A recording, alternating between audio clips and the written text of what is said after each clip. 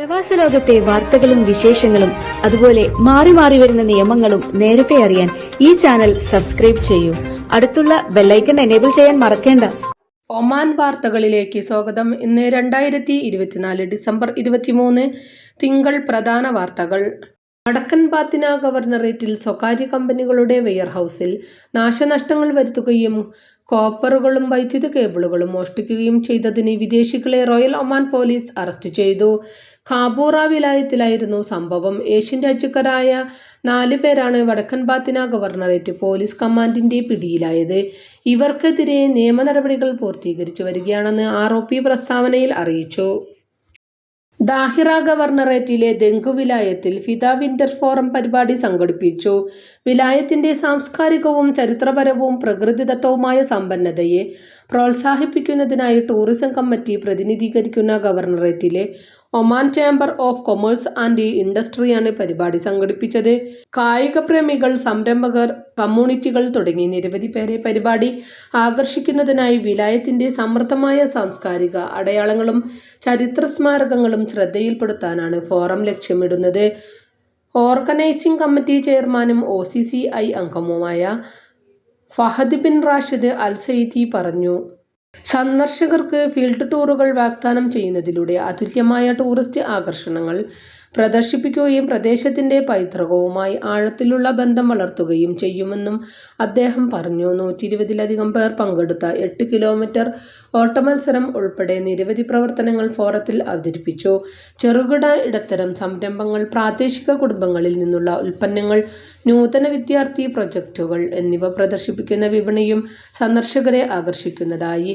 ഒട്ടകങ്ങളുടെയും അറബിൻ കുതിരകളുടെയും പ്രദർശനങ്ങൾ, ബദിയൂൺ ടെന്റ് അനുഭവങ്ങൾ, പാരാഗ്ലൈഡിംഗ് എന്നിവ ദെങ്കിന്റെ ബഹുമുഖമായ മനോഹാരിതയിലേക്ക് കാഴ്ചകൾ നൽകുന്ന പരിപാടികൾ വിന്റർ ഫോറത്തിൽ ചിലതാകുന്നു. ലോകരാഷ്ട്രങ്ങളുടെ പാസ്പോർട്ടുകളുടെ ഏറ്റവും പുതിയ റാങ്കിംഗ് പുറത്തുവിട്ട് ഹെൻലി. 2024 അവസാന പാദത്തിൽ 7 സ്ഥാനങ്ങൾ മെച്ചപ്പെടുത്തി 52ാം സ്ഥാനത്തേക്ക് ഉയർന്നു.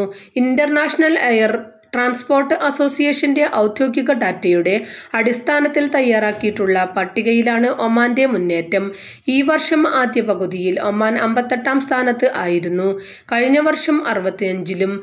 നിലവിലെ റാങ്കിംഗ് പ്രകാരം ഒമാനി പൗരന്മാർക്ക് 55 രാഷ്ട്രങ്ങളിൽ വിസരഹിത യാത്രയോ ഓൺ അറൈവൽ വിസ സേവനമോ ലഭിക്കും.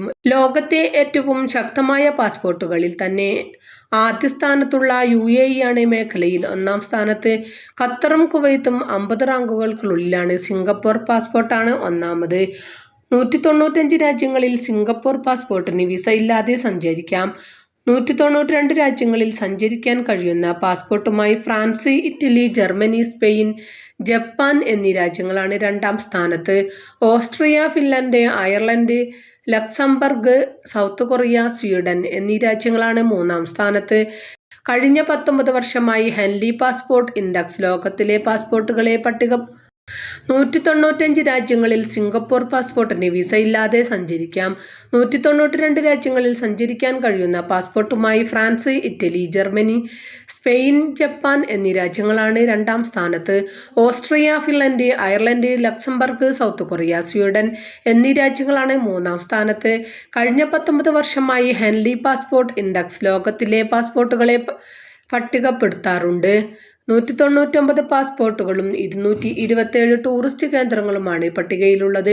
ഒമാനി പാസ്പോർട്ട് ഉള്ളവർക്ക് Albania, Barbados, Belarus, Botswana, Brunei, Colombia, Dominica, Ecuador, Egypt, Georgia, Haiti, Hong Kong, Iran, Jordan, Kazakhstan, Kyrgyzstan, Lebanon, Malaysia, Mauritius, Philippines, Pakistan, Serbia, Tajikistan, Ukraine തുടങ്ങി രാഷ്ട്രങ്ങളിൽ വിസയില്ലാതെ യാത്ര ചെയ്യാനാകും. ഈ മാസം 26, 27 തീയതികളിൽ വടക്കൻ ഷർക്കിയയിൽ 51 കിലോമീറ്റർ മലകയറ്റം സംഘടിപ്പിക്കാൻ പൈതൃക വിനോദ സഞ്ചാര മന്ത്രാലയം അറബ് ടൂറിസം ക്യാപിറ്റലിന്റെ ആഘോഷത്തിന്റെ ഭാഗമായാണ് പരിപാടി.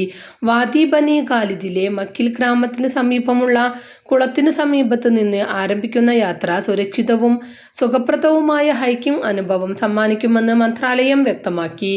യാത്രയ്ക്കൊരുങ്ങുന്നവർ കരുതേണ്ട വസ്തുക്കളെക്കുറിച്ച് മന്ത്രാലയം നിർദ്ദേശം നൽകിയിട്ടുണ്ട്.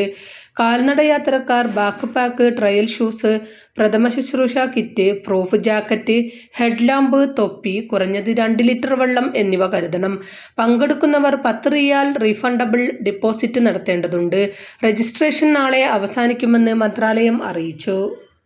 കുവൈത്ത് ആതിഥേയത്വം വഹിക്കുന്ന 26ാമത് അറേബ്യൻ ഗൾഫ് കപ്പ് ഉദ്ഘാടന ചടങ്ങിൽ ഒമാൻ സാംസ്കാരിക യുവജന കായിക മന്ത്രി സയ്യിദ് യസീൻ ബിൻ ഹൈതം അൽ സയീദ് സംബന്ധിച്ചു.